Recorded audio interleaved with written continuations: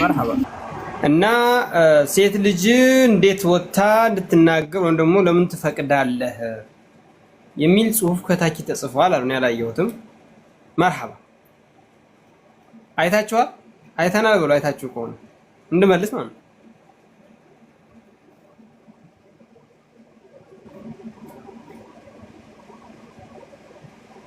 አዎ መርሐባ የሴት ልጅ ድምጽ ሴት መናገር ወንድ ባለበት አይፈቀድም። ሙጥለቀን መናገር ጥያቄ ለመጠየቅ አንዳንድ መሳላዎችን ለመጠየቅ ሸሪዓዊ ጉዳይ ለመጠየቅ አይፈቀድም። መናገር የሴት ልጅ ድምጽ አውራ ነው የሚል መረጃ መደምደሚያ እንፈልጋለን። ድምጽ ማሳመር የለባትም። ወንድ በተሰበሰበበት ዝም ብላ ወይ ሙሐደራ ሰጣለሁ ብላ ወንድ መካከል ላይ ሳጣ ገባባት የለባትም። እንስማማለን። ወላኪን ከናካቴው ጥያቄም ካልን ልንመጣ ነው ማለት ነው። ወዴት? ወደ ቁርአን አንቀጽ ልንመጣ ነው ማለት ነው። አላህ ሱብሓነሁ ወተዓላ ፈላ ተኽضዕነ ቢልቀውሊ ፈየጥመዐ አለዚ ፊ ቀልቢሂ መረድ ወቁልነ አለ የፈቀደ መልሶ ነው። ወቁልነ ቀውለን ማዕሩፋ ማዕሩፋ የምትለው ላይ ለሃጃ ለአስፈላጊነቱ መጠን ለአስፈላጊ ጉዳይ ላይ ለድምፅን ሳያሳምሩ የሚልን ነገርን ያስቀምጣሉ አብሮ ማለት ነው። ስለዚህ ከናካቴው ሳይሆን እዛ ቦታ ላይ ቁርአን አንቀጹን ተቀምጧል ማለት ነው። አይ ከናካቴው ሴት ልጅ መናገርን እየከለከለ ነው ከተባለ እንግዲህ ሌላ አንቀጽ ካለ አምጡልን የሚል ጥያቄ እንጠይቃለን።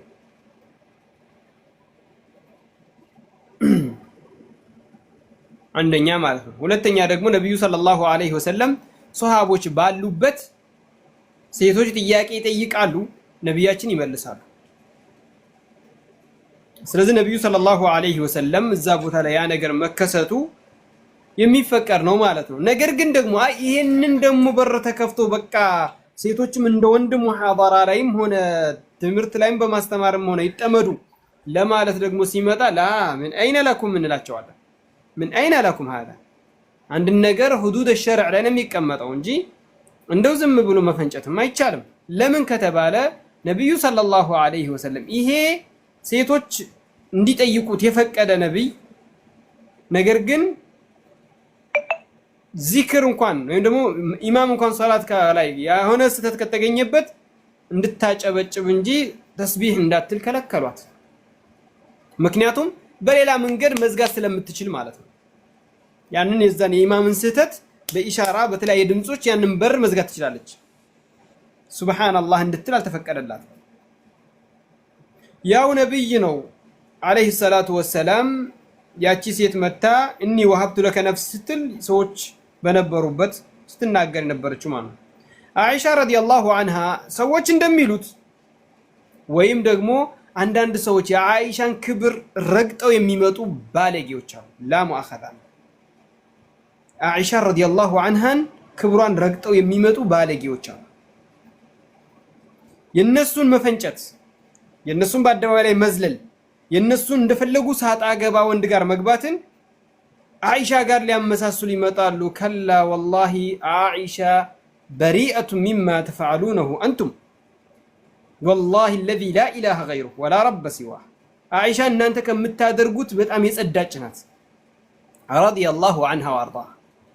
የእሷን ድምፅ ሙሂም መንገብጋቢ ፈትዋዎች እየተጠየቀች ወይም ደግሞ የተለያዩ መስአላዎች እየተጠየቀች ስትመልስ የእሷን ድምፅ ትክክለኛ ወጥ ድምጿን እንዳይሰሙባት መፋቂያ ወይ ጣቷን አፏ ውስጥ ታስቀምጥ ነበረ። የዛሬዎቹ ላሙአኸዛና ይቅርታ ደጋጎቹን አይመለከትም፣ ባለጌዎችን ልክ እንደ ድንገት እግር ስቶ ተናዳ ድንገት ከተናገረች የሩሲያ ሚሳኤል ሮኬት የተወረወረ ድምጽ ይዛ ስድብ አይደለም፣ ይሄ ምርቃ ነው። ለምን ድምጽ ማሳመር እንዳለበት እየጠቆምኩ ነው ያለሁት።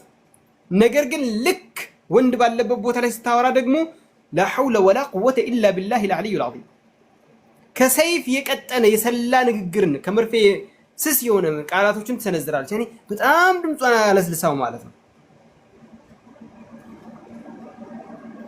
እኔ ራሴ ስላየሁት እኔ ራሴ አይቻለሁ። ባለፈው አቡል ቡኻሪ ጀዛሁላህ ኸይር የሆነ ነገርን ተናገረ። እኔ ወደ እሱ አላመጣው፣ እኔ ራሴ ወደ እኔ አምጣው። እህቶቻችሁ የእናት የአባትህ ልጅ እቤት ውስጥ ከአንተ ጋር ስታወራና ስልክ ስታነሳ አይታል? ሩቅ አትሂድ። የእናት የአባትህ ልጅ አንተ ጋር ፊት ለፊት ወይም እናቷ ጋር ስታወራና ሀላ ትላለች። ላኢላሃ ኢለላህ ሙሐመዱን ረሱሉላህ ምን አይነ ጃ ሀዛ ሰውት። ይሄንን ድምፅ ይዙና ከዛም በኋላ ምን ይላሉ? አይሻ እንዲህ ታደርግ ነበረ። ያ ናስ ተቁላህ። አይገናኝም ማለት ነው። ስለዚህ እዛ ጋር አይሻ እንዲያደርጋለች ወይም ደግሞ ሴት ልጅ መናገር በመስፈርቱ መንገድን በጠበቀ ሸሪዓን በጠበቀ መናገር ያለባት አለ የተፈቀደላት። እንደው ግን ተፈቅዶልኛል ተብሎ ደግሞ ወንድ መካከል ላይ ሙዛሐማ ማድረግ የሙአደባ ሴት ባህሪ አይደለም። ሀያ ያላት ሴትና የተከበረች ሴት ባህሪ አይደለም። የደጋግ ሴቶች ባህሪ አይደለም። ደጋግ ሴቶች ባህሪያቸው ማንም አያቃቸው። ምን አይነት ድምፅ ነው ያላት ብሎ ሰው እንኳን አያቃት። ሙአደባ ሴት እንደዚህ አይነት ቦታ አትሳተፍም። አሁን እነዚህ ይሄን ያደረገች እንደዚህ የምታደርግ ሴት ራሷን መለካት የሷ ፋንታ ነው በጥቅሉ። እና ይሄንን መስአላ አንዱ ከአንዱ ጋር አታቀላቅሉ። በጣም አክረራችሁም ገደል አትግቡ። እንደገናም ደግሞም በጣም ደግሞ አርግባችሁትም እንደው እንደፈለጋችሁም አትፈንጩበት። በመጠኑ መካከል ላይ ኸይሩል ኡሙሪ አውሰጡሃ መልካሙ ነገራቶቹ መካከል ነው። በጣም አታክረው እና ያንን የምጠቁማችሁ ማለት ነው። መርሐባ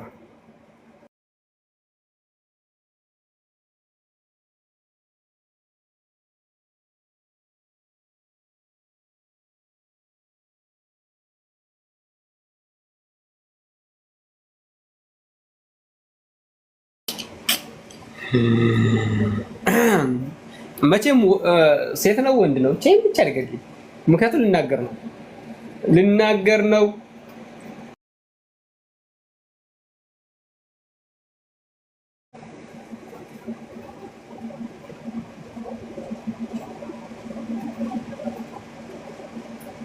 ተይው በቃ።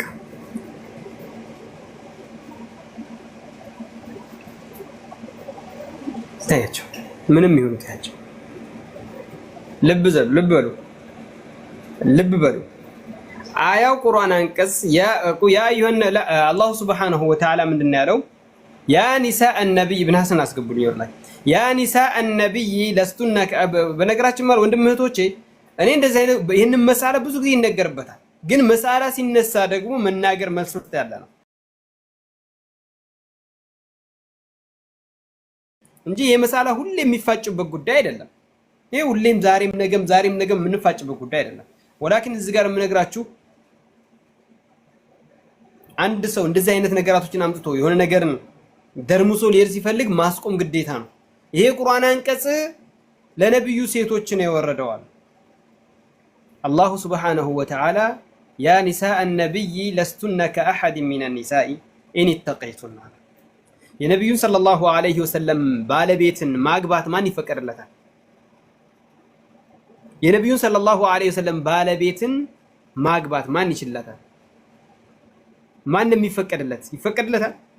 ማንም አይፈቀድለትም። ማንም ሰው ከነብዩ በኋላ ወከተማ አላህ ቢነስ አያ ከልክሏል። ለስቱነ ከአሐድ ሚነ ኒሳኢ ኢን ተቀይቱን ፈላ ተኽضዕና ቢልቀውሊ። ለምን እዚህ ጋር የምትወስደው ዑሙም ለፍዝን እንጂ ኹሱስ ሰበብን አይደለም። ኹሱስ ሰበብን ከወሰድክ አንድ አንቀጽ አታገኝም። በአሁን ሰዓት አንተ የምትሰራበትን ቁርአን አንቀጽ የወረደበትን መልእክትን ብቻ ነው የማስቀምጠው ካልክ፣ የተወረደበትን ሰበብ ብቻ ነው የማስቀምጠው ካልክ፣ በአሁን ሰዓት ብዙ ዒባዳዎችን፣ ብዙ ወንጀሎችን፣ ብዙ ሁኔታዎችን